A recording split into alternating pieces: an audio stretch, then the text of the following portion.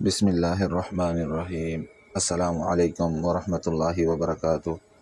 پیارے دوستو، آج کی کہانی کسی فلم کی نہیں، یہ ایک سچے باپ کی قربانی اور ایک مصروف بیٹے کی بے خبری کی کہانی ہے۔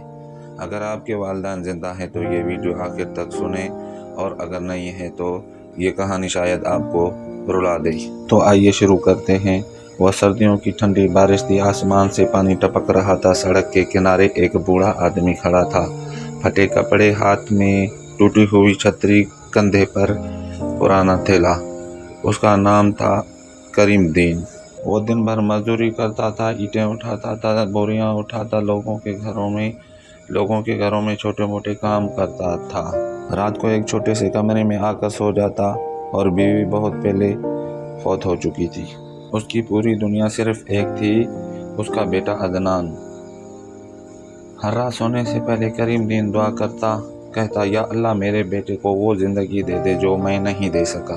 عدنان پڑھائی میں اچھا تھا۔ کریم نے فیصلہ کیا، میں خود بھوکا رہوں گا، روکھی سوکھی کھاؤں گا، لیکن اپنے بیٹے کو پڑھا کر بڑا آدمی بناؤں گا اور اچھا انسان بناؤں گا۔ سوکھی روٹی کھاتا، کبھی پرانے جوتے پہنتا، اور شدید بخار میں بھی کام پر چلا جاتا۔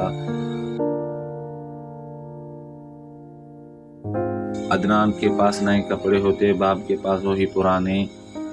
عدنان کے بستے میں کتابیں ہوتی، باپ کے دل میں دعائیں ہوتی۔ ایک دن عدنان نے پوچھا، ابو کیا ہم کبھی امیر نہیں ہوں گے؟ کریم الدین نے مسکرایا اور کہا، بیٹا امیری پیسوں سے نہیں ہوتی، اگر اللہ چاہے تو مزدور کے بیٹے کو بھی بادشاہ بنا دیتا ہے۔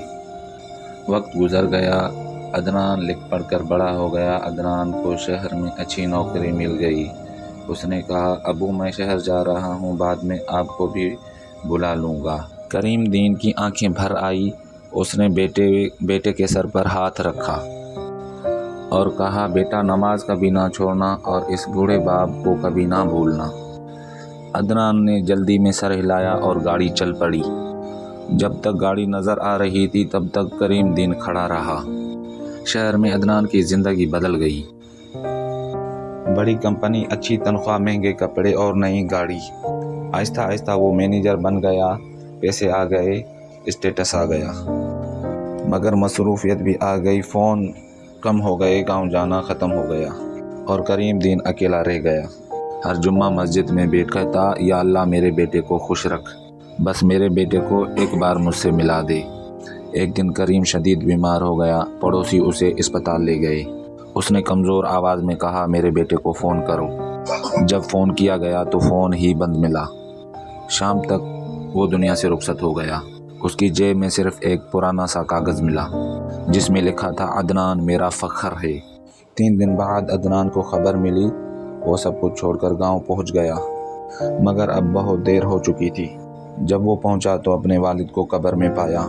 عدنان قبر پر بیٹھ گیا اور مٹی کو ہاتھ میں لے کر رونے لگا، کہنے لگا، ابو میں آ گیا ہوں، آنکھیں کھولیں، میں آپ کو شہر لے جاؤں گا۔ مگر مٹی جواب نہیں دیتی۔